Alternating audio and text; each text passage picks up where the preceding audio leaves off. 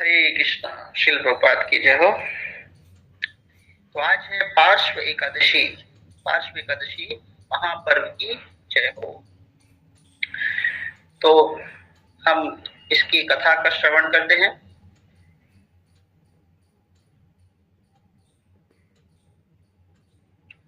युधिष्ठिर महाराज ने कहा, हे ब्रह्मांड के पालन करता, हे श्री कृष्ण। ब्रह्मांड के पालन करता कौन है? भगवान श्री कृष्ण है। तो यहाँ पे किसके किसके बीच में बात चल रही है? युधिष्ठिर महाराज और भगवान श्री कृष्ण के। हे ब्रह्मांड के पालन करता, हे श्री कृष्ण। हम सब भी बोल सकते हैं क्योंकि हमारा ही व्रत है ना, तो हम भी भगवान कृष्ण से आज यही बोलेंगे, हे श्री कृष्ण। कितना अच्छा लगता है, हे श्री कृष्ण। आप मन में बोलिए। भद्रपद के शुक्ल पक्ष में की एकादशी का नाम क्या है? हम भी पूछ सकते हैं, हे श्री कृष्ण, भद्र पक्ष के शुक्ल पक्ष में एकादशी का नाम क्या है? इसके अधिष्ठा विग्रह कौन है और कृपया करके इसका वर्णन करें। तो भगवान श्री कृष्ण ने अपने भक्त युधिष्ठिर को उत्तर दिया। आपने पूछा होगा तो आपको भी उत्तर भगवान दे रहे हैं, है ना। हे युधिष्ठिर, यह एकादशी वामन एकादशी भी कहलाती है। जो कोई भी इस एकादशी व्रत का पालन करता है उसे महान पुण्य और साथ ही इस भौतिक बद्ध्यवस्था से मुक्ति प्राप्त होती है। एक तो पुण्य मिलता है ना, और पुण्य करने में लोगों के बहुत कुछ धन खर्च होता है। मान लो छोटा सा भंडारा करना है, तभी उसमें छोटा भंडारा करते तभी 10-15 हजार तो खर्च हो ही जाते हैं। तो अगर हम एकादशी का व्रत का पालन कर रहे हैं तो वो हमारे 10,000 भी बच गए, मतलब ये समझिए उसका भी पुण्य जो है हमें प्राप्त हो रहा है। उस महान पुण्य और साथ ही भौतिक बद्ध अवस्था से मुक्ति प्राप्त होती है। तो हम कहते हैं ना कि भौतिक बद्ध अवस्था, ये जो संसार है, माया है, भौतिक बद्ध अवस्था है ना, तो इससे क्या प्राप्त होगा? हमें मुक्ति प्राप्त होगी। इसलिए इसे जयंती एकादशी भी कहते हैं।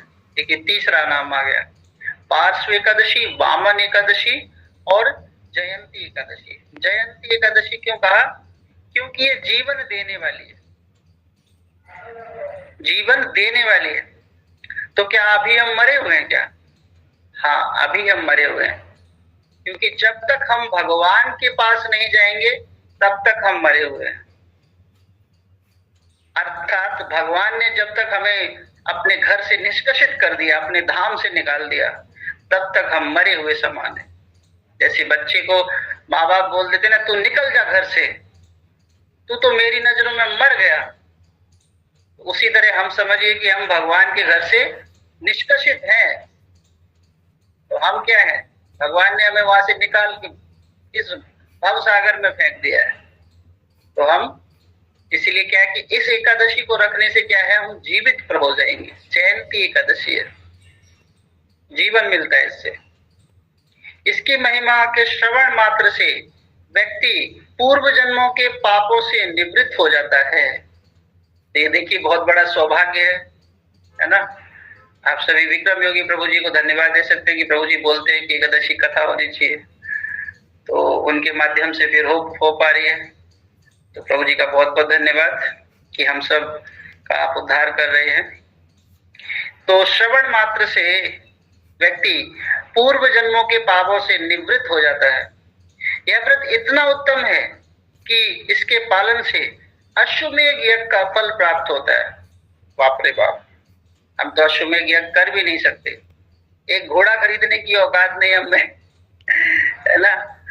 तो फिर हम अश्वमेध यज्ञ कहाँ से कर लेंगे? लेकिन हम एकादशी का व्रत का पालन करके हम अश्वमेध यज्ञ कर रहे हैं, देखिए। अतएव यदि कोई वास्तव में इस भौतिक जगत से छूटना चाहता है तो उसे वामन एकादशी का पालन करना चाहिए। हरि बोल। इस भौतिक जगत से तो छूटना सभी चाहते हैं, जो जिनको आत्म साक्षात्कार हुआ है वो, है ना, चाहते हैं। और जिनको आत्म साक्षात्कार नहीं है तो वो नहीं छूटना चाहते हैं।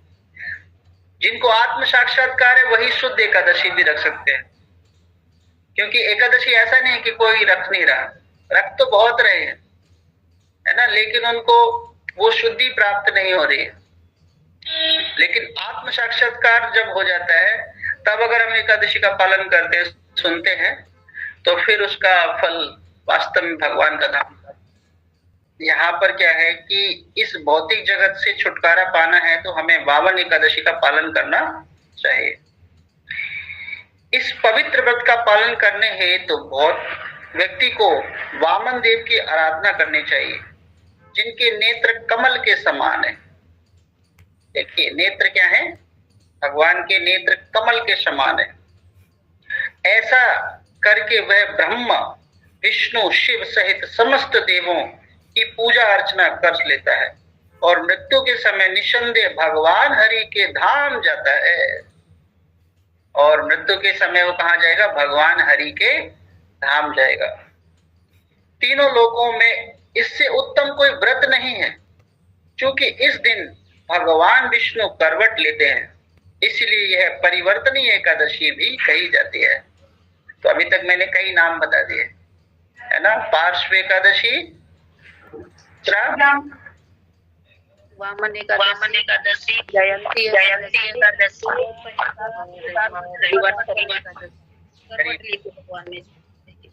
इस एकादशी के कई नाम हैं। धन्यवाद माता जी। तो इस एकादशी के कई नाम हो गए, है ना, वामन एकादशी, पार्श्व एकादशी, जयंती एकादशी, परिवर्तनीय एकादशी। परिवर्तनीय एकादशी क्यों है, क्योंकि भगवान क्या है, करवट लेते हैं। भगवान विष्णु शयन एकादशी में सो जाते हैं और फिर कुछ समय बाद करवट लेते हैं। देखो हमारी करवट का कोई वो ख्याल नहीं, भगवान करवट लेते हैं तो उसका सब कुछ विशेष है ना। भगवान हिलते हैं तो विशेष है, करवट लेते तो विशेष है। हम लोगों को नींद आती नहीं है तो हम कितनी करवटें लेते हैं, है ना। हमारा परिवार में भी कोई पूछने वाला नहीं होता है, लेकिन भगवान को दुनिया। महाराज युधिष्ठिर ने भगवान श्री कृष्ण से प्रश्न किया, हे जनार्दन कृपा मेरी जिज्ञासा शांत कीजिए। ऐसा कैसे होता है कि परम भगवान शयन करते हैं फिर करवट बदलते हैं?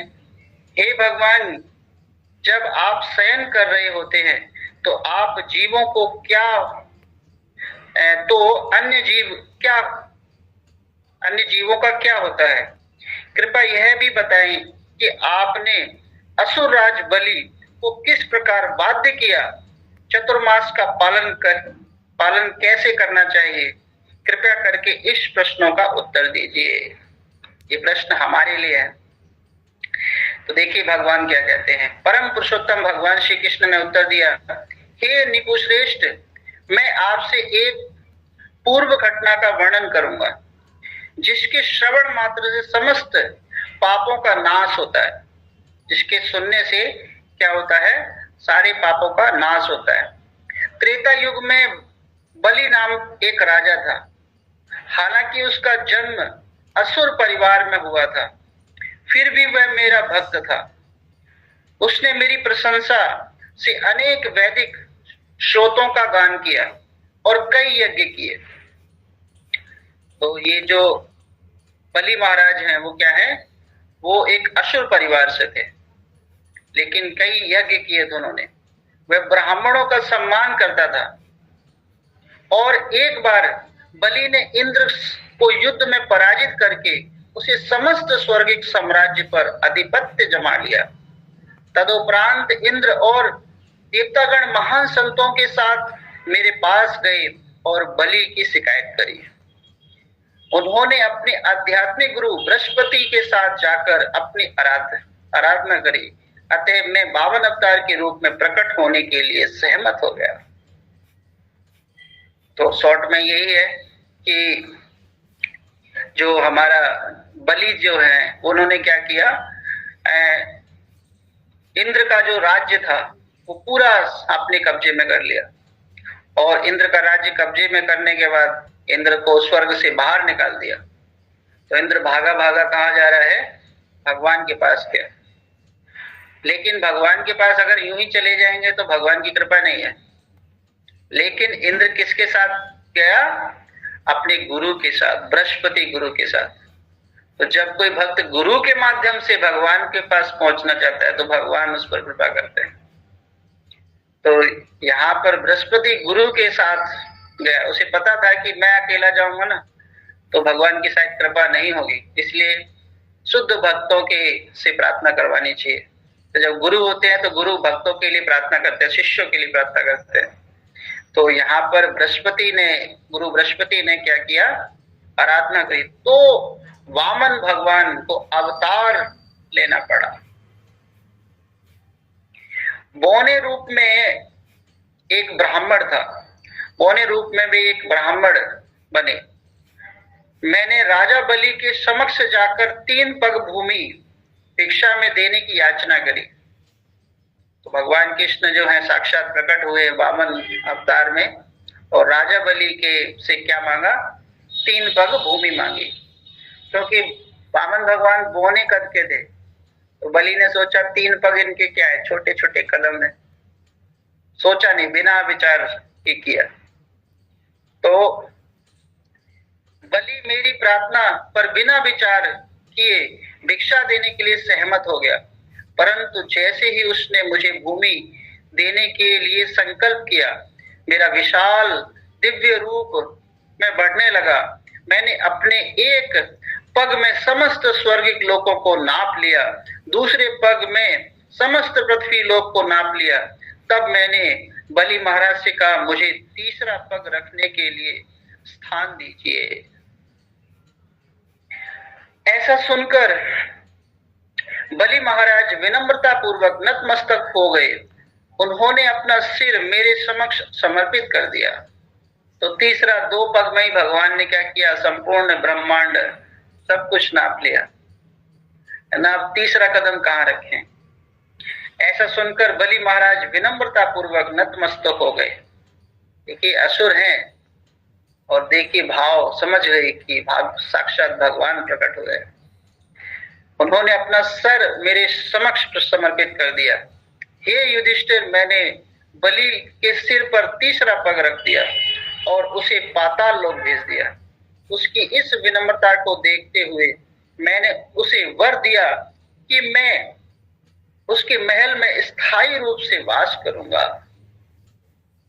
तत्पश्चात भद्रपद की शुक्ल पक्ष में परिवर्तनीय एकादशी के दिन विरोचन पुत्र बलि ने अपने घर में मेरा एक विग्रह स्थापित किया। तो बलि जी का एक पुत्र है विरोचन, तो उन्होंने भगवान वामन देव का क्या किया? एक विग्रह स्थापित किया। तभी वामन देव जो है बलि महाराज बलि के महल में निवास करते हैं। हे राजन, कार्तिक मास के शुक्ल पक्ष में आने वाली हरि बोधनी एकादशी तक मैं क्षीर सागर में शयन करता हूं। तो हरि बोधनी एकादशी जब तक रहेगी तब तक भगवान जो है क्षीर सागर में शयन करेंगे। इस काल के दौरान प्राप्त पुण्य विशेष तौर से शक्तिशाली है। अतः व्यक्ति को परिवर्तनीय एकादशी का पालन सावधानी से करना चाहिए। यदि संभव हो तो उसे चावल मिश्रित कुछ दही और साथ में चांदी किसी व्यक्ति को दान भी देना चाहिए, जो ब्राह्मण उपयुक्त है, पात्रता जिसमें, उसको देना चाहिए। पूरी रात्रि जागरण करना चाहिए। पूरी रात्रि तो हम लोग नहीं करते, लेकिन आज भी है ना करेंगे कीर्तन, है ना। विक्रम योगी प्रभु जी की छत्र छाया में ही करेंगे कीर्तन। प्रभु जी बहुत अच्छा हैंडल करते हैं। आज का शाम का कीर्तन भी प्रभु जी हैंडल करेंगे। तो पूरी रात्रि जागरण करना चाहिए। जो व्यक्ति मेरे द्वारा वर्णित इस पवित्र परिवर्तनीय एकादशी का पालन करता है वह इस संसार के परम सौभाग्य तत्पश्चात भगवत धाम को प्राप्त करता है। इस महात्मा को भक्ति पूर्वक श्रवण करने वाला व्यक्ति, इसलिए सभी भक्त कितने अच्छे हैं कि सभी वीडियो कैमरा ऑन करके सुन रहे हैं। तो आप सभी को, जो भक्ति पूर्वक श्रवण करने वाले व्यक्ति देवलोक में जाएगा, चंद्र के समान दीप्तिमान होगा। तो वो भी कहीं ना कहीं एक चंद्रमा की तरह चमकेंगे जो ध्यान पूर्वक सुन रहे हैं, है ना, दीप्तिमान होगा। वास्तव में इस एकादशी का पालन करने से व्यक्ति को 1000 अश्वमेघ के समान पुण्य प्राप्त होता है। हरि बोल, है ना। तभी हम सब, है ना, पुण्य प्राप्त करके धन धान्य भी हो रहे हैं। एकादशी रखने से हम लोग धन धान्य भी होते हैं। मेहनत नहीं करते लेकिन फिर भी पता नहीं कहां से धन आ जाता है। तो ये सब एकादशी रखने से कृपा प्राप्त होती है। तो इस प्रकार ब्रह्म वैवर्त पुराण में परिवर्तनीय एकादशी का महात्म का वर्णन समाप्त हुआ। श्रील प्रभुपाद की जय हो। अब छोटी सी टिप्पणी है इसमें। परिवर्तनीय एकादशी के अगले दिन वामन द्वादशी आती है, जो भगवान वामन का प्राकट्य दिवस है। एकादशी व्रत का पालन, पूर्ण पालन उपरांत तक, इसके उपरांत एकादशी प्रसाद पाकर व्रत पारण किया जाता है। तो ध्यान रखिए कि जिस समय व्रत का पारण समय होता है, हमें उस समय पारण करना चाहिए। और अगले दिन वामन द्वादशी है, पर उपरांत तक, मतलब वामन द्वादशी भी रह सकते हैं, मतलब भगवान वामन के लिए भी व्रत रखा जा सकता है, तो उसका भी व्रत है। तो कैसे व्रत रखें? 2 एकादशी का पारण कैसे करें, फिर अगले दिन वामन द्वादशी है, ठीक है, तो लेकिन डबल हो जाता है। तो उसके लिए क्या है कि हमें पहले एकादशी का पारण करना होगा, फिर वामन द्वादशी का व्रत रखना होगा, ठीक है। एक चावल का दाना लिया और फिर उसके बाद जो वामन द्वादशी है उसका व्रत स्टार्ट किया, ऐसे करना होगा। साथ ही भगवान की शरण ग्रहण करके महामंत्र को अधिक से अधिक जप करके उनसे प्रार्थना करना चाहिए। तत्पश्चात भगवान वामन के महाप्रसाद द्वारा उत्साह पूर्वक व्रत का पारण किया जाना चाहिए। तो इस प्रकार जो है हमें भगवान वामन की कृपा प्राप्त हो। एकादशी महा महोत्सव की जय हो।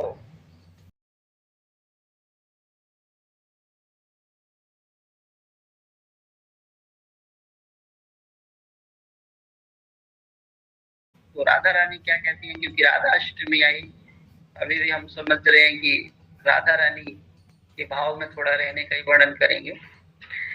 तो गर्ग सरिता है, उसका माधुर्य खंड में नारद मुनि ने श्रीमती राधा रानी द्वारा कथित एकादशी तत्व का वर्णन किया है। गर्ग सरिता है, उसमें आता है एकादशी वर्णन, तो वहां से ये महात्मा है। तो नारद मुनि ने श्रीमती राधा रानी द्वारा कथित एकादशी तत्व का वर्णन किया है। वे कहते हैं, दक्षिण दिशा में उसी नर नाम का एक प्रसिद्ध एक देश है, जहां एक समय तक 10 वर्ष तक इंद्र ने वर्षा नहीं करी। तो उसी नगर में एक इंद्र ने क्या किया, वर्षा नहीं करी 10 साल तक। हमारे यहाँ पे तो रुकी नहीं रही, क्योंकि हम सब हरि नाम निकालते रहते हैं, एकादशी करते रहते हैं, भगवान की कृपा बढ़ती चली जा रही है, वर्षा रुकी नहीं रही सारी। तो अब भगवान से ही कहें, भगवान शांत हो जाओ, काफी हो गया।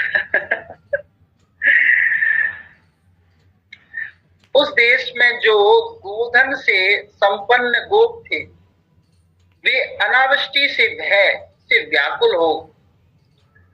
अब यहाँ पर जो गोधन से संपन्न गोप, जिनके पास बहुत सारी गायें हैं, अगर वर्षा ना हो तो चिंता होती है, तो अनावृष्टि के भय से व्याकुल हो गए और अपने कुटुंब और गोधनों को साथ ब्रजमंडल में आ गए।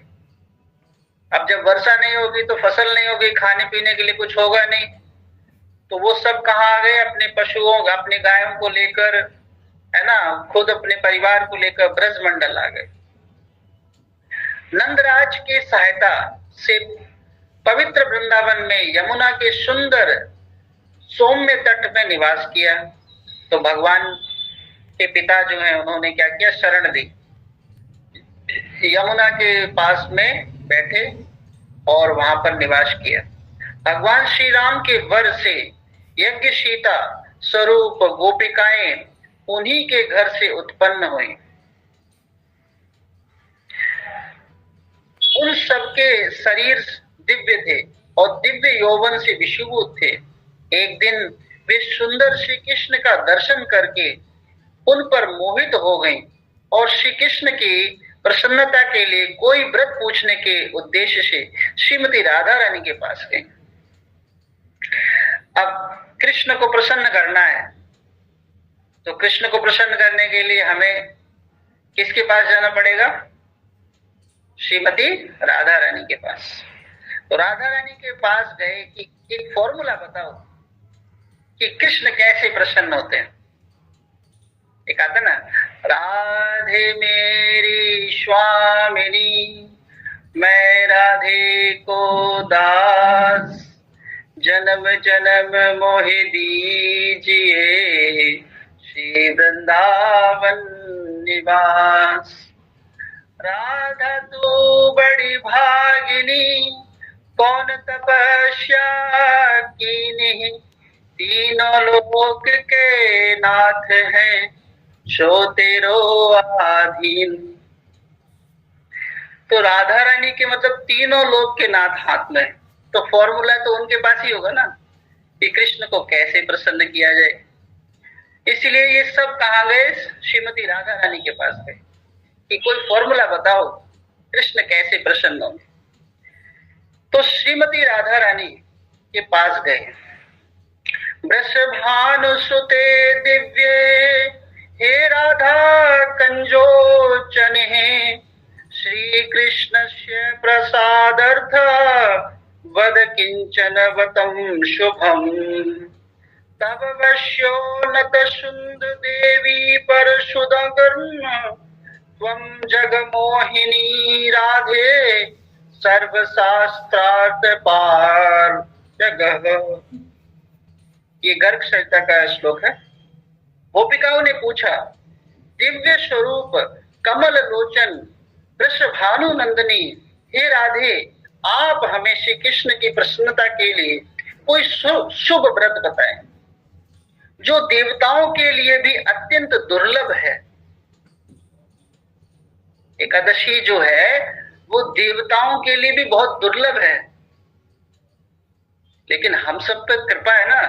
अगर हम एकादशी का व्रत रह रहे हैं तो ये कृपा किसकी है? श्रीमती राधा रानी की। तो श्री नंद नंदन तुम्हारे बस में रहते हैं। हे राधे, तुम विश्व मोहिनी हो, है ना। कोई बोले विश्व मोहिनी कौन है? एक संसार में वो फॉर्मूला चलता है ना, विश्व सुंदरी का। तो विश्व सुंदरी कौन है? श्रीमती राधा रानी। विश्व मोहिनी हो और संपूर्ण शास्त्रों में अर्थ ज्ञान में पारंगत भी हो, और संपूर्ण शास्त्र में अर्थ ज्ञान में पारंगत हो, मतलब आपको आपका ज्ञान अद्भुत है। इसका प्रमाण क्या है कि जब चैतन्य महाप्रभु श्री राधा रानी के भाव में जब आए तो उन्होंने मतलब ज्यादा कुछ, वो तो हरे कृष्ण महामंत्र में लीन रहते थे, लेकिन अर्थ ज्ञान में पारंगत कैसे हो गए? मतलब सब कुछ, है ना। जैसे इसमें आता है ना, प्रकाशानंद सरस्वती जैसे महान पंडित, उनके सामने भक्ति चैतन्य महाप्रभु ने क्या किया? बिल्कुल उनको पारंगत कर दिया। अब ये पारंगत कैसे थे? क्योंकि राधा रानी का भाव था, श्रीमती राधा रानी के भाव में अवतरित थे। इसलिए राधा रानी का ज्ञान जो है वो अर्थ ज्ञान में पारंगत भी हो। श्री राधो उवाचः श्री कृष्णस्य प्रसादार्थ करोत हे एकादशी व्रतम, तेन वश्यो हरि साक्षाविधि विषयायन्ति न संशय। श्रीमती राधा रानी का कहा, श्री कृष्ण की प्रसन्नता के लिए तुम सब एकादशी व्रत का अनुष्ठान करो, उससे साक्षात श्री कृष्ण तुम्हारे बस में हो जाएंगे, इसमें कोई संशय नहीं है। तो यहाँ पर भी राधा रानी ने कहा है कि तुम सब एकादशी व्रत का पालन करो और इससे कृष्ण क्या हो जाएंगे, प्रसन्न हो जाएंगे। तो हम सभी को भी एकादशी व्रत का पालन करना चाहिए। बहुत बड़ा है और तो ये राधा रानी की महिमा एकादशी के ऊपर है। तो ये आज समाप्त नहीं हो पा रही है, हो पाएगी, क्योंकि अभी मुझे थोड़ा प्रभु जी ने कुछ सेवा दी है, तो मैं अभी 10:30 बजे तक सेवा को सबमिट करना है। तो मैं अभी यहीं पे विराम देता हूँ। श्रील प्रभुपाद की जय। हरे कृष्णा।